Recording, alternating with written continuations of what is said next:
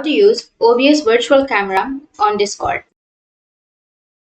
So if you want to use OBS virtual camera on Discord, then first you need to open up your OBS application. Once you open up your OBS, now you just need to simply go with start virtual camera, which is here. Once you click on it, it will start the virtual camera on your OBS. Once you've started the virtual camera, you need to go with the Discord. You can go with the application, or you can also go with the browser. So I'll be choosing browser, and then make sure to log into your Discord. Once you're here on the Discord, now simply go with the application settings, which is here on the bottom left, and then here you will have a bunch of options. Just select the option of voice and video, click on it, and then here you will have the virtual camera or the video settings option. So you can simply have the virtual camera right here, and once you're here on the voice and video, if you've turned on your virtual camera, like for example I'll be starting my virtual camera. Once you've started, now once you're here on the Discord, make sure to reload the page, and then again go with the settings, go with voice and video, and then you need to access the microphone option. So go with microphone, and you need to access your microphone option by simply going to here,